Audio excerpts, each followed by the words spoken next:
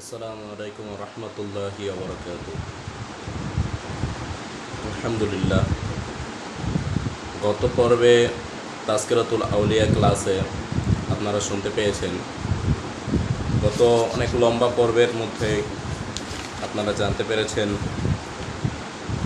হজরতে রাবেয়া বসরি রহমতুল্লাহ আলাইহির জীবন কাহিনী। ওখানে অনেক ঘটনা আপনারা শুনতে পেয়েছেন, অনেক কবিতা, অনেক কথা আপনারা শুনতে পেরেছিলেন। আজকে আপনাদের সম্মুখে যে বিষয়টি নিয়ে আলোচনা করব তা হলো হজরত আবু আলী ফুজাইল ইবনে আয়াস রহমতুল্লাহ আলাইহির জীবন কাহিনী। হজরত আবু আলী ফুজাইল ইবনে আয়াস রহমতুল্লাহ আলাই ছিলেন তাবেঈন ভুক্ত এবং তৎকালীন উন্নত পর্যায়ের সুফি এবং বুজুর্গ আউলিয়ায়ে কেরামের অন্যতম। তরিকতের কার্যকলাপ এবং হাকিকত ও মারিফতে অগাধ জ্ঞানী এবং কামেল, তওবাকারীদের অগ্রণী, দয়া দাক্ষিণ্যে দীপ্তমান। তিনি আল্লাহ দত্ত জ্ঞান ও পরহেজগারির সমুদ্র উভয় জগৎ থেকে মুক্ত। তরিকতের কোষ্ঠী পাথর এবং স্বীয় যুগের সর্বদলীয় আউলিয়ায়ে কেরাম কর্তৃক প্রশংসিত ছিলেন। তার অবস্থা সততা ও খাঁটিতে পরিপূর্ণ।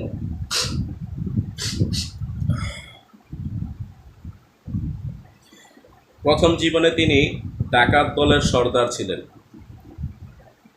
মার্ব এবং বাওয়ার্থ নামক মরু প্রান্তরে তাঁবুতে অবস্থান করতেন। টাট ও চটের পোশাক পরিধান ও পশমি টুপি ব্যবহার করতেন। তিনি লম্বা একছড়া তসবিহ গলায় ঝুলিয়ে আল্লাহগত প্রাণ দরবেশের বেশে অবস্থান করতেন। তার বন্ধু বান্ধব অনেক সঙ্গী সাথী ছিল, কিন্তু সকলেই ছিল ডাকাত।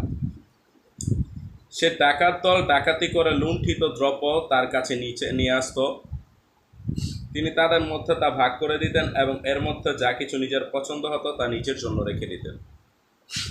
কিন্তু কখনো জামাতে নামাজ পড়া ত্যাগ করতেন না। জামাতে নামাজ এটা সবচেয়ে গুরুত্বপূর্ণ একটি বিষয়, যা আজকাল আমরা জামাতে নামাজ ছেড়ে দিয়েছি বলতে গেলে। অনেক ওলামায়ে কেরাম, অনেক আম মানুষ যারা কিনা বয়ানের খাতিরে হোক, যেভাবে হোক, আজকে আমরা জামাতে নামাজটা এটা ছেড়ে দিয়েছি বিধায় অনেক দিক দিয়ে সমস্যার সম্মুখীন। এই জায়গায় আবু আলী ফুজাইল ইবনে আয়াস রহমতুল্লাহ আলাই একজন ডাকাত দলের সর্দার হওয়ার পরেও উনি জামাত ত্যাগ করতেন না। তার দলের মধ্যে কেউ জামাতে নামাজ না পড়লে তাকে দল থেকে বের করে দিত। তাহলে কেমন একজন ডাকাত দল ছিল যে 5 ওয়াক্ত নামাজ জামাতের সাথে সে আদায় করত, কিন্তু এবং তার দলের মধ্যে একটা নিয়মও ছিল জামাতে নামাজ আদায় করতে হবে। যদি না করত তাহলে তাকে দল থেকে বের করে দিত। আর আজকাল আমাদের মধ্যে এরকম অনেক দল আছে যারা কিনা নামাজ নিজেরাও পড়ে না, কাউকে পড়তেও দেয় না। নামাজের টাইমে অনেক কর্মসূচি রেখে দেয়, অনেক ভাষণ চলতেছে। এরকম দেখা গেছে যে প্রতিবাদ সভা, যে সবাই হোক, নামাজের টাইম তাদের কোনো বন্ধ নাই, নামাজের টাইমেও তাদের ভাষণ চলতেছে, কাজ চলতেছে। অথচ তারা নিজেরাও দাবি করতেছে যে আমরা মুসলমান। ভাবতেই অবাক লাগে যে একজন মুসলমান জামাত ত্যাগ করে নিজের কাজ করতেছে, যে আল্লাহর দেওয়া 5 ওয়াক্ত নামাজ যে বিধান জামাত, ওটা ত্যাগ করে দিচ্ছে। ত্যাগ করে দেওয়ার পর তারপরে আবার কি করতেছে, নিজে দুনিয়াবি কাজের মধ্যে ব্যস্ত হয়ে যেতেছে। যে আল্লাহ ঘর মসজিদ থেকে যে আজান আসলো, মসজিদে যেতে হবে, নামাজ পড়তে হবে, এই বিষয়টা তারা নিজেরা আয়ত্তে নিল না। তা একবার এক বণিক দল, একটা ঘটনা, এক দল বণিক, সে মরুভূমির পথ দিয়ে যাচ্ছিল। বণিকের দল এ পথের ডাকাত দলের কুখ্যাতি পূর্ব থেকেই অবগত ছিল। একদল বণিক ওই আলী ফুজাইল ইবনে আয়াস রহমতুল্লাহ আলাই যেই জায়গায় ডাকাতি করে ওই রাস্তা দিয়ে যাওয়া শুরু করছিল। তারা জানতো যে এই জায়গায় আবু আলী ফুজাইল নামে ডাকাত আছে। তাদের মধ্যে একজনের নগদ টাকা ছিল, সে টাকাগুলো কোনো স্থানে লুকিয়ে রাখতে মনস্থ করলো, যেন কাফেলার মালপত্র লুণ্ঠিত হলেও এই নগদ টাকাগুলো রক্ষা পায়। তাদের মধ্যে একজন বুঝতে পারছিল যে এদিকে সবার টাকা যদি চুরি হয়ে যায়, আমার টাকাগুলো যাতে অ্যাটলিস্ট বাচ্চা থাকে, তো সে এই টাকাগুলো কই রাখবে এই চিন্তা ভাবনায় এই টাকাগুলা মানে রক্ষা করার জন্য এমন একটা জায়গায় লুকায় রাখতে চেষ্টা করতেছিল। তো মরুভূমির মতো ছোটাছুটি করতে করতে এক স্থান দেখতে পেল, একটি তাঁবুর ভেতরে চট পরিহিত একজন ফকির তসবিহ হাতে জায়নামাজে বসা রয়েছে।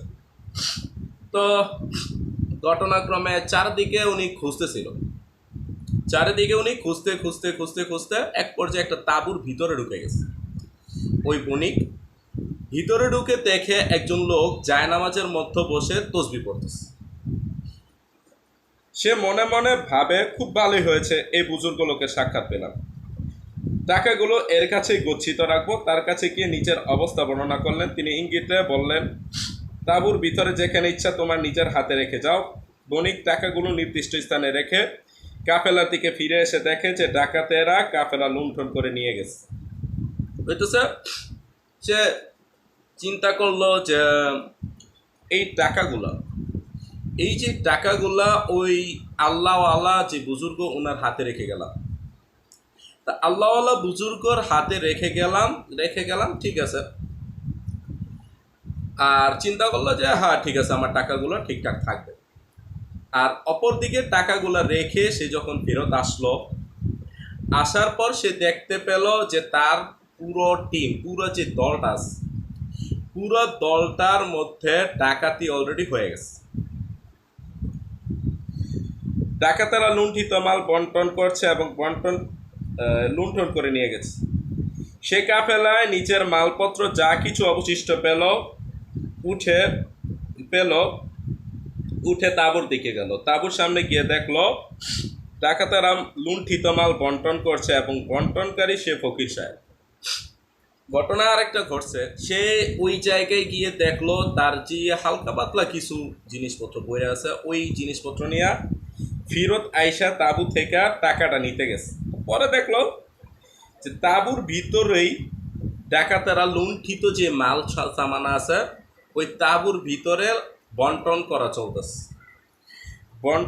চলতেছে। আর বন্টনকারী আর কেউ না, সে ওই আল্লাহওয়ালা, ওই ফকির সাহেব। সে মনে মনে ভাবে, আয় হায়, আমি আমার টাকাগুলো নিজের হাতে এনে ডাকাতেরই হাতে তুলে দিলাম। সে মনে মনে ভাবলো, হায় হায়, এটা একটা কাম করলাম যে যেই টাকাগুলা ছিল এগুলো সব ডাকাতের হাতে তুলে দিচ্ছে। তো ফুজাইল রহমাতুল্লাহ আলাই বণিককে দূর থেকে দেখতে পেয়ে নিজের কাছে ডাকলেন। তো ফুজাইল রহমাতুল্লাহ আলাই দেখলো বণিক দূরে দাঁড়ায়, কেমন যেন মন খারাপ হয়ে দাঁড়ায় আছে। তো ডাক দিছে, এই বণিক এদিকে আসো। লোকটা ভয়ে ভয়ে তার কাছে গেল। ফুজাইল রহমাতুল্লাহ আলাই জিজ্ঞেস করলেন, কি উদ্দেশ্যে এসেছো? সে বলে, আমার আমানত ফেরত নিতে এসেছি। তিনি বললেন, তুমি যেখানে রেখেছো সেখান থেকে নিয়ে যাও। সেই যথাস্থানে গিয়ে নিজের টাকা উঠিয়ে নিয়ে কাফেলার দিকে চলে যায়। ফুজাইলের বন্ধুরা তাকে বলে, এই কাফেলা লুণ্ঠন করে আমার নগদ টাকা কিছুই পায়নি, আপনি এই লোকটিকে তার টাকাগুলো ফেরত দিয়েছেন কেন? কইতেছে ফুজাইলের বন্ধুরা তাকে বলতেছে যে এই লোকটারা লুণ্ঠন কইরা আমরা কোনো কিছুই পাই নাই, নগদ টাকা করি কিছুই পাই নাই, তা আপনি এই লোকের টাকা আবার ফেরত দিলেন কেন?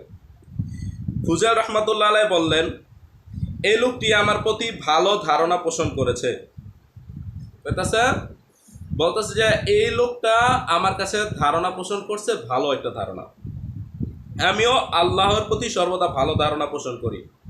আমি তার ভালো ধারণাকে সত্যে পরিণত করলাম, এর ফলে আল্লাহ তার প্রতি আমার ধারণাকে সত্যে পরিণত করে দিতে পারেন। বলতেছে যে এই লোকটা আমাকে ভালো মনে করে টাকাগুলো আমার কাছে গচ্ছিত রেখে গেছে।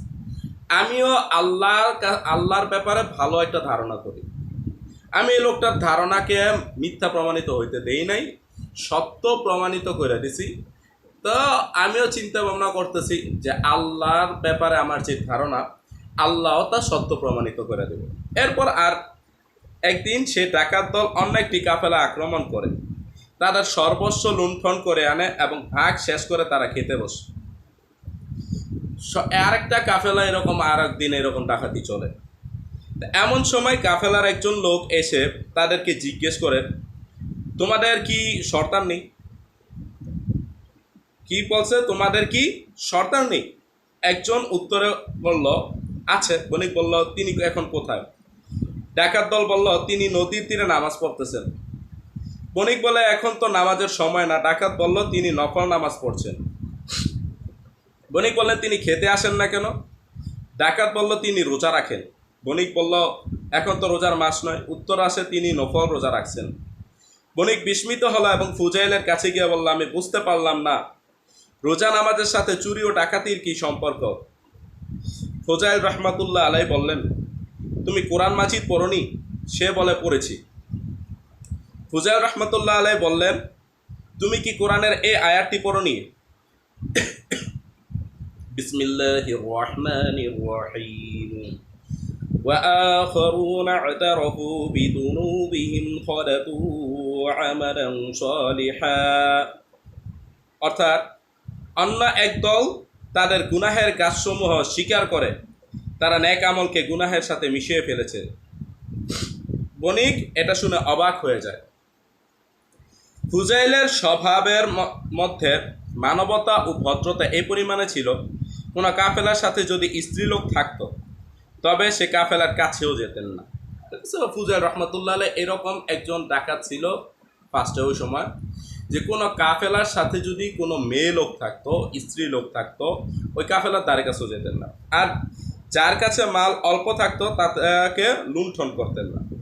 যাদেরকে লুণ্ঠন করতেন তাদেরকে একেবারে নিঃসম্বল করে ছাড়তেন না, কিছু কিছু মাল তার জন্য রেখে দিতেন। নেকির প্রতি তার খুবই ঝোঁক ছিল। তা এইগুলো করতো, কিন্তু তারপরেও ওনার একটা ঝোঁক ছিল যে আমার সওয়াব কামাইতে হবে। আজকাল আমরা সওয়াবের ধারধারি না, আমরা চিন্তা করি সওয়াব দিয়ে কী হবে, নামাজ পড়ে কে কী করছে, এইগুলো করে কে কী করছে, এই কথাবার্তা আমাদের মাঝে সবসময় চলে, যে এই জিনিসটাতে যে সওয়াব হবে না, আমরা ধারধারি না। প্রথম জীবনে তিনি এক স্ত্রী লোকের প্রেমে আসক্ত ছিলেন। এই ফুজাইল রহমতুল্লাহ আলাই প্রথম জীবনে তিনি এক স্ত্রী লোকের, মানে কোন একটা মেয়ে মানুষের প্রেমে আসক্ত ছিল। ডাকাতি করে নিজের অংশে যা পেতেন সমস্তই তার কাছে পাঠিয়ে দিতেন। ডাকাতি করার পরে ওই যা কিছু উনি পাইতো সব ওই মেয়ের কাছে পাঠিয়ে দিতেন। কখনো কখনো নিজেই তার কাছে চলে যেতেন এবং তার কাছে নিজের প্রেম ও ভালোবাসা প্রকাশ করে খুব ক্রন্দন করতেন। তো কোনো সময় নিজেই ওই জায়গায় চলে যেত। চলে যাওয়ার পরে ওই মেয়ের কাছে পুরো মনের ভাব প্রকাশ করত। প্রকাশ করার পর এমনকি সে প্রকাশ করতো তো করতোই, আরও অনেক সময় কান্নাকাটিও করতো। একদিন মার্ব থেকে এক বণিক ফুজাইলের তাঁবুর কাছ দিয়ে রওনা হলো। তো মার্ব থেকে একজন বণিক ফুজাইলের তাঁবুর কাছ দিয়ে রওনা হইতেছিল। লোকে বলল, রক্ষী সাথে নাও, কেননা বিখ্যাত ডাকাত ফুজাইলের আড্ডা এ পথে। একদিনকার এক ঘটনা, যে একজন বণিক ফুজাইল রহমাতুল্লাহ আলাইহির তাঁবুর কাছ দিয়ে যাইতেছে মতো একজন বলতেছে যে লগে কিছু গার্ড নিয়ে নাও, লগে কিছু রক্ষী নিয়ে নাও, এই জায়গায় কিন্তু ফুজাইলের আড্ডা। সে বলে, আমি শুনতে পেয়েছি ফুজাইল খুবই ক্ষুধা বিরলোক। সে কারি সাহেবকে নিজের উটের উপর চড়িয়ে নেয়। সে বলতেছে যে আমি জানি ফুজাইল আল্লাহ বিরলোক, সে আল্লাহকে অনেক ভয় পায়। তাই সে বুদ্ধি করে একজন কারি সাহেব, যে কোরআন তেলাওয়াত করতে পারে অনেক সুন্দরভাবে, এমন একজন কারি সাহেবকে উটের পিঠে চড়ায় নিস। তিনি উটের উপর থেকে দিন রাত কোরআন মাজিদ তেলাওয়াত করতেন। অনন্তর কাফেলা ফুজাইলের ঘাটির কাছে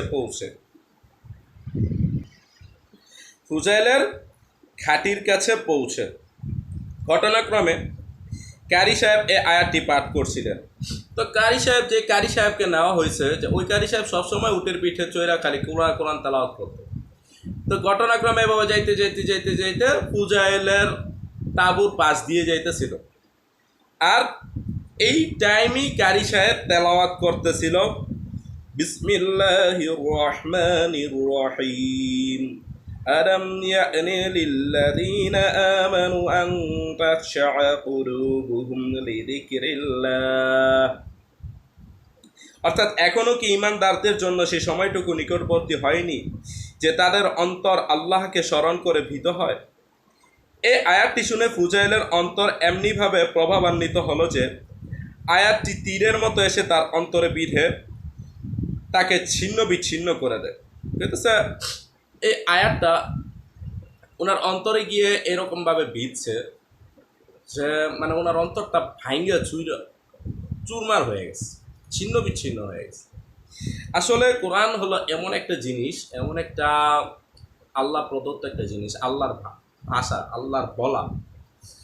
কোরআন মাজিদ এমন একটা কিতাব যে কোরআন তেলাওয়াত যে করে, যা ইমানদারদের সামনে তেলাওয়াত করা হয় যখন এই কোরআন তেলাওয়াত, তখন তাদের অশ্রু বিগলিত, মানে তারা কান্না শুরু করে দেয়, তাদের ইমান বাড়তে থাকে, অন্তরে কম্পন শুরু হয়ে যায়। এই কোরআন তেলাওয়াতের মাধ্যমে এমন বহুত মানুষ আছে, অনেক দেখা গেছে যে খ্রিস্টান কোরআন তেলাওয়াত শুনে ইসলাম কবুল করে ফেলাইছে।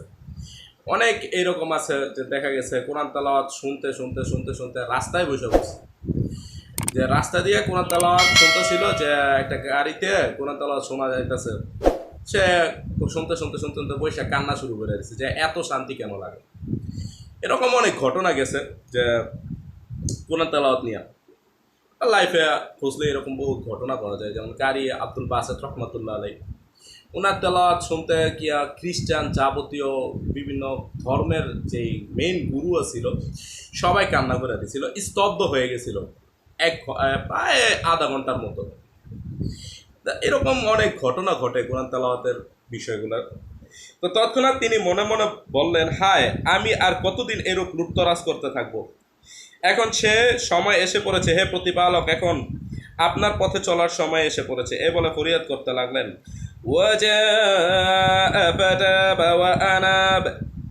অর্থাৎ সময় এসে পড়েছে। তিনি তওবা করলেন এবং আল্লাহর দিকে রুজু হলেন এবং অনুতপ্ত, লজ্জিত ও পেরেশান হয়ে এক নির্জন স্থানে চলে গেলেন। ঘটনাক্রমে সেখানে কোনো এক কাফেলা বিশ্রাম করছিল। তো যেই জায়গায় এই ঘটনার পরে উনি চিন্তা করলো যে আমার তওবা করতে হবে, আমি ভালো হয়ে যাবো, যে না, আমার টাইম হয়ে গেছে, অনেক দিন লুটতরাজ করছি, আর লুটতরাজ করবো না, একেবারে ভালো হয়ে যাবে। তারপরে উনি কি করলেন, উনি এখান থেকে তওবা করার পরে ওই জায়গা থেকে চলে গেছে, তো আরেক জায়গায় গিয়া বিশ্রাম নিতেছিল। এই ওই জায়গায় গিয়ে তাকায় দেখে যে আর একটা কাফেলা বিশ্রাম নিতেছিল। তারা পরস্পর বলা বলি করছিল, এ পথে আমাদের যাওয়া উচিত হবে না, এ পথে ফুজাইলের ঘাঁটি রয়েছে। তো ফুজাইল রহমাতুল্লাহ আলাই এই ঘটনা শুনে বলল, হে বণিক দল, তোমরা সুসংবাদ গ্রহণ করো, ফুজাইল তওবা করেছে, এখন সেই তোমাদেরকে দেখে পালাচ্ছে। কেমন কথা, যে ওই সময় ফুজাইল রহমাতুল্লাহ আলাই নিজে বলতেছিল যে তোমরা এই সুসংবাদটা গ্রহণ করো যে ফুজাইল তওবা করে পালাইছে, এখন সে তোমাদেরকে দেখে নিচেই পালাইতেছে। এই কথা বলতে বলতে এবং ক্রন্দন করতে করতে পথ চলতে লাগলেন। এই কথা বলার পরে সে কান্না শুরু করে দিছে এবং হাঁটা শুরু করছে।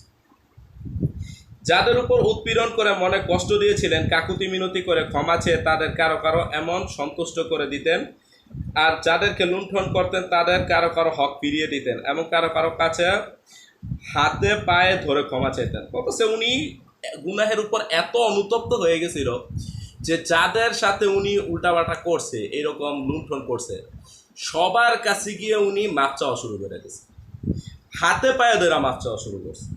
তার অনুতপ্ত অবস্থা দেখে সকলে ক্ষমা করে দিত, কিন্তু বাওয়ার্ড প্রান্তরে নিকটবর্তী এক ইহুদি কোনো মতেই রাজি হলো না। বাওয়ার্ড প্রান্তরে একজন ইহুদি ছিল, উনারও এরকম লুণ্ঠন করা হয়েছিল। তো উনার কাছে মাপ চাইতে যাওয়ার পর উনি ক্রমাগত রাজি হইতেছে না এবং বন্ধুদেরকে বলল, আজ মোহাম্মদীদেরকে ঘৃণা ও লাঞ্ছিত করার দিন আমাদের এসেছে। এবং ফুজাইলকে বলল, আমি তোমাকে এক শর্তে ক্ষমা করে দিতে পারি, যদি এ বালির টিলাটাকে এখান থেকে স্থানান্তরিত করে দিতে পারো। তো কইতেছে বালির একটা টিলা ছিল, টিলা বলতে গেলে যে পাহাড়ের ছোট অংশটাকে বলা হয় টিলা, মানে বিশাল পাহাড়। ওই পাহাড় তো আর এত পাহাড় তো অনেক পাহাড়, তো মানে ছোট ছোট যে পাহাড় যেগুলো পাহাড়ের মতোই দেখতে, উঁচা, এগুলোকে বলা হয় টিলা। তো বলতেছে তুমি এই বালির টিলাটাকে স্থানান্তরিত করে দাও। তো টিলাটি খুব প্রকাণ্ড আছিল, এই টিলাটা অনেক প্রকাণ্ড, অনেক বড় আছিল। তো ফুজাইল দিন রাত পরিশ্রম করে এই টিলা থেকে টুকরিতে করে বালি বহন করে নিতে লাগলেন। ফুজাইলের প্রতি আল্লাহর দয়া হলো, পরবর্তী রাতে এমন জোরে ধূলি ঝঞ্ঝা প্রবাহিত হলো যে সে বালুকস্তর থেকে বালি উড়িয়ে নিয়ে সমান হয়ে যায়। ইহুদি যখন দেখে তার এই শর্ত পূরণ হয়েছে, তখন ফুজাইলকে বলে, আমি কসম করলাম আমার লুণ্ঠিত অর্থ ফেরত না পেলে আমি তোমাকে ক্ষমা করব না। কইতেছে পরের দিন তাকে দেখলো ওই ইহুদি যে এই জায়গায় একটা বালিও নাই, কারণ ফুজাইল রহমতুল্লাহ আলাই তওবা করছে, আর তওবাকারীকে আল্লাহ তাআলা খুব ভালোবাসে। আজকাল আমরা গুনাহ করলে তওবা করতে চাই না, আমার চেয়ে ভুল হয়ে যেতে পারে, আমি যে একটা ভুল করছি, এই ভুল আমার দ্বারা যে ঘটতে পারে এই মানসিকতা আমাদের ভিতরে নাই। এই মানসিকতা নাই বিধায় আমাদের সব জায়গায় সমস্যার সম্মুখীন হতে হইতেছে। তো এই তওবাকারীকে আল্লাহ সবচেয়ে বেশি পছন্দ করেন, যে তওবা করে। এই জায়গায় ফুজাইল রহমাতুল্লাহ আলাইহির সাথেও এইরকম ঘটনা ঘটছে যে তওবা করছে বিদায় আল্লাহর দয়া হয়েছে, ওনার পরিশ্রম দেখা আল্লাহ তাআলা ঝড় ঝঞ্ঝা দিয়া হইলো ওই বালুগুলাকে সরাই দিচ্ছে। তারপরে কি বলতেছে, ওই ইহুদি যখন দেখছে যে বালুগুলো সরে গেছে, এটা দেখার পরে উনি বলতেছে যে না, আমি এখনো তোমার মাফ করতে পারবো না, তুমি আমার ওই অর্থ ফেরত দিয়ে দাও। তো এখন কইতেছে, এখন তুমি এক কাজ করো, আমার বালিশের নিচে স্বর্ণের একটা থলি রয়েছে, তা উঠিয়ে আমার হাতে দাও।